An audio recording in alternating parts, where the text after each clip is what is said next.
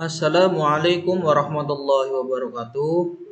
Perkenalkan, nama saya Muhammad Desi Tagung dari kelas R7D, Pendidikan Bahasa Indonesia, mata kuliah Menulis Ilmiah, dosen pengampu Irwan Syagian MPD.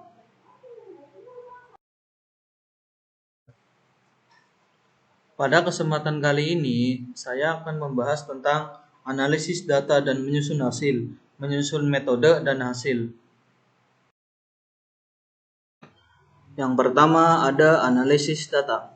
Analisis data adalah suatu proses atau upaya pengolahan data menjadi sebuah informasi baru agar karakteristik data tersebut menjadi lebih mudah dimengerti dan berguna untuk solusi suatu permasalahan, khususnya yang berhubungan dengan penelitian. Analisis data juga dapat didefinisikan sebagai suatu kegiatan yang dilakukan untuk mengubah data hasil dari penelitian menjadi sebuah informasi baru yang dapat digunakan dalam membuat kesimpulan. Menurut para ahli, 1. Taylor, analisis data adalah proses yang merinci usaha secara formal untuk menemukan tema dan merumuskan hipotesis atau ide. Yang kedua, menurut Leslie J. Milleong, analisis data adalah proses mengatur urutan data, mengorganisasikannya ke dalam suatu pola kategori dan suatu uraian dasar. Selanjutnya, tujuan dari analisis data. Tujuan utama dari penggunaan analisis data ini adalah 1. Digunakan untuk mendeskripsikan sebuah data sehingga akan sangat mudah untuk dipahami. Yang kedua, untuk membuat kesimpulan berdasarkan data yang didapatkan dari sampel. Yang ketiga, untuk memeriksa, merapikan, mentransformasikan, dan memeragakan data. Selanjutnya, langkah dan prosedur analisis data. Tahap pertama yaitu pengumpulan data. Pada tahap ini, kalian harus melakukan kegiatan pengumpulan data yang nantinya akan dianalisis. Tahap yang kedua yaitu langkah penyuntingan. Langkah penyuntingan adalah proses pengecekan dari kejelasan dan kelengkapan berhubungan dengan pengisian dari instrumen pengumpulan data. Tahap yang ketiga yaitu tahap pengkodean. Tahap pengkodean adalah proses yang di dalamnya mengidentifikasi dan mengklarifikasi semua pernyataan pada instrumen yang digunakan untuk mengumpulkan data berdasarkan variabel yang sedang dipelajari. Tahap yang keempat yaitu tahap pengujian. Tahap pengujian adalah sebuah proses yang digunakan untuk menguji kualitas data, baik itu dari segi validitas maupun reliabilitas suatu instrumen dari hasil pengumpulan data. Tahap yang kelima yaitu mendeskripsikan data. Mendeskripsikan data adalah sebuah proses untuk menggambarkan data dengan cara menyajikannya di dalam bentuk tabel frekuensi atau diagram dengan berbagai ukuran. Tujuannya untuk memahami karakteristik data sampel suatu penelitian. Tahap yang terakhir yaitu tahap pengujian hipotesis. Tahap pengujian hipotesis adalah proses yang digunakan untuk melakukan pengujian proposisi tersebut dapat diterima atau ditolak, dan apakah hal itu memiliki makna atau tidak.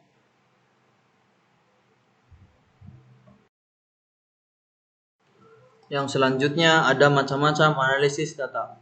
Analisis data terbagi menjadi dua. Yang pertama, analisis data secara deskriptif. Analisis data secara deskriptif adalah sebuah teknik yang akan digunakan untuk menganalisis data dengan cara mendeskripsikan data-data yang sudah dikumpulkan tanpa adanya maksud untuk membuat generalisasi dari hasil penelitian tersebut.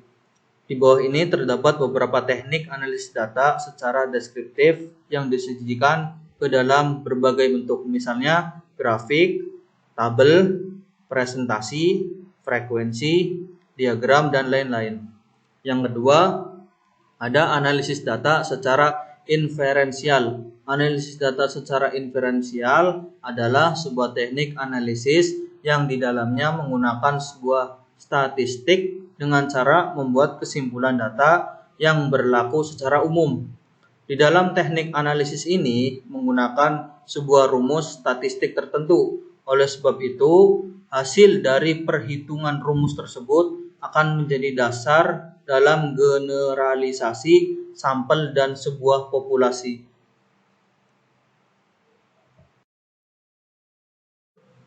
Yang kedua, selanjutnya ada pengolahan dan menyusun hasil data. Ada beberapa tahap dalam pengolahan data. Yang pertama, tahap editing atau memeriksa. Memeriksa daftar pernyataan yang telah diserahkan oleh para pengumpul data. Yang kedua, memberi tanda atau kode. Mengklarifikasi jawaban-jawaban dari para responden dalam bentuk angka atau bilangan. Biasanya, klarifikasi dilakukan dengan cara memberi tanda atau kode berbentuk angka pada masing-masing jawaban, misalnya untuk variabel pendidikan. Yang selanjutnya, processing. Setelah semua kuesioner terisi penuh dan benar, serta sudah melewati pengkodean, maka langkah selanjutnya adalah memproses data agar data yang sudah di-entry dapat dianalisis. Yang selanjutnya, cleaning. Pembersihan data. Lihat variabel apakah data sudah benar atau belum. Cleaning, pembersihan data merupakan kegiatan pengecekan data yang sudah di-entry apakah ada kesalahan atau tidak. Yang selanjutnya, mengeluarkan informasi disesuaikan dengan tujuan penelitian yang dilakukan. Yang ketiga, yang selanjutnya ada menyusun metode dan hasil. Secara umum, metode penelitian atau metode ilmiah adalah sebuah prosedur atau langkah-langkah dalam mendapatkan pengetahuan ilmiah ataupun ilmu. Yang pertama, ada jenis penelitian. Jenis penelitian yang digunakan adalah metode penelitian kualitatif. Bogdan dan Taylor mendefinisikan metode kualitatif sebagai prosedur penelitian yang menghasilkan data deskriptif berupa kata-kata tertulis atau lisan dari orang-orang dan perilaku yang dapat diamati. Menurut keduanya, pendekatan dengan metode kualitatif diarahkan pada latar dan individu tersebut secara utuh, holistik. Yang kedua, ada instrumen penelitian. Pada penelitian kualitatif ini, instrumen penelitiannya adalah manusia. Penelitian itu sendiri, penelitian pada penelitian kualitatif disebut human instrument. Human instrument berfungsi menetapkan fokus penelitian, memilih informan sebagai sumber data, melakukan pengumpulan data, menilai kualitas data, analisis data, menafsirkan data, dan membuat kesimpulan atas temuannya.